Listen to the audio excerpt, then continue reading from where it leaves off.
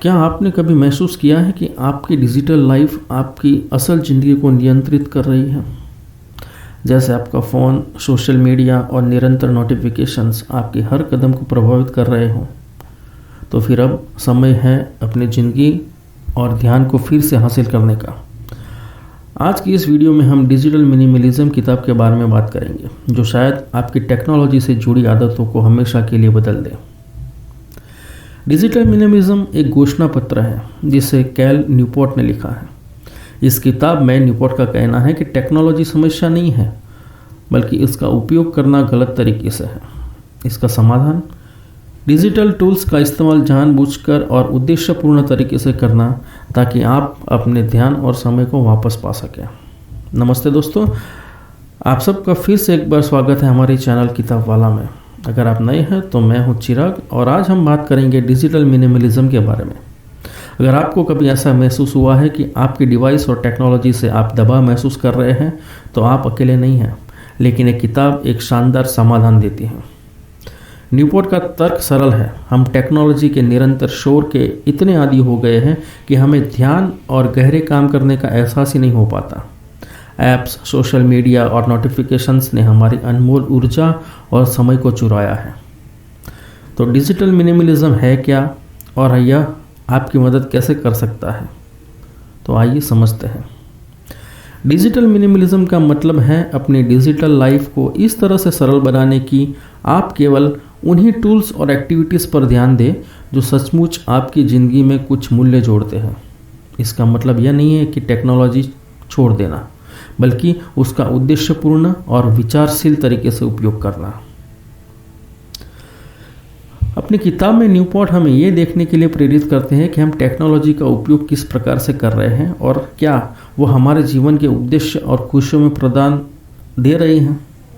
इसका मतलब है अव्यवस्थित ऐप्स और उपयोग को हटाना और केवल इन्हीं चीज़ों पर ध्यान केंद्रित करना जो हमारे लक्ष्यों को सपोर्ट करती हैं। न्यूपोर्ट का एक डिजिटल डीक्लटर का विचार पेश करते हैं। उसका मतलब है 30 दिनों के लिए सभी गैर जरूरी डिजिटल गतिविधियों को ब्रेक लेना। कोई सोशल मीडिया नहीं, कोई फालतू स्क्रोलिंग नहीं और कोई समय खराब करने वाली ऐप्स नहीं। उसके बजाय आप असली उद्देश्यपूर्ण गतिविधियों पर ध्यान केंद्रित करते हैं। यह थोड़ा क्रांतिकारी लगता है ना, लेकिन यह डिजिटल डिटॉक्स आपको अपने ध्यान को वापस पाने और यह समझने का मौका देता है कि टेक्नोलॉजी आपके जीवन में किस तरह फिट होती है। इस किताब में न्यूपोर्ट उन्हें कार्यान्वित करने के लिए कुछ आसान कदम बताते हैं। सबसे पहले आप 30 दिन का ब्रेक लेते हैं और फिर जब यह डिटॉक्स खत्म हो जाता है तो आप केवल उन्हीं डिजिटल टूल्स को फिर से उपयोग में लाते हैं जो आपके जीवन में मूल्य जोड़ते हैं, चाहे वो सोशल मीडिया का इस्तेमाल काम के लिए हो या कुछ सीखने का समय तय करना हो या फिर केवल उद्देश्यपूर्ण गतिविधियों को अपनाना हो। यह सब जानबूझकर किया जाता है। न्यूपोर्ट स्लो मीडिया की अहमियत पर भी जोर देते हैं। इसके बजाय कि हम कंटेंट को तेज़ी से और बिना रुके खपत करें, वह हमें उसका उपभोग धीमे और जानबूझकर करने की सलाह देते हैं। चाहे कोई किताब पढ़ना हो, एक विचारशील पॉडकास्ट सुनना हो या फिर गहरी बातचीत में शामिल होना हो, स्लो मीडिया हमें मानसिक ऊर्जा फिर से प्राप्त करने में मदद करता है और हमें ज़्यादा अर्थपूर्ण अनुभव देता है।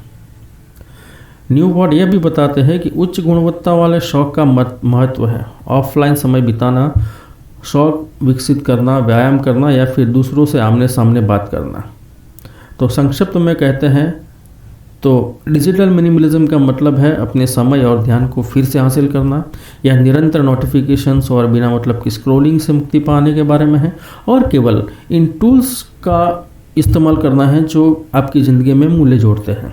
इस किताब को पढ़ने के बाद मैंने भी अपनी सीमाएं तय करना शुरू किया है और सच कहूँ तो यह जीवन बदलने वाला अनुभव रहा। अगर आप तैयार हैं अपने डिजिटल जीवन में बदलाव लाने के लिए, तो मैं डिजिटल मिनिमलिज्म को पढ़ने की सिफारिश करता हूँ। यकीन मानिए, यह आपको ध्यान और स्पष्टता वापस पाने में मदद करता है। अगर आपने यह किताब पढ़ी है या आप पढ़ने की सोच रहे हैं, तो नीचे कमेंट्स में बताएंगे कि डिजिटल मिनिमलिज्म का कौन सा हिस्सा आपको सबसे ज़्यादा प्रभावित करता है। वीडियो को लाइक करना मत भूलें, सब्सक्राइब करें और नोटिफिकेशन बेल को दबाएं ताकि आप और भी ऐसे बेहतरीन जानकारी से अपडेट रहें। अगली बार तक गुड बाय।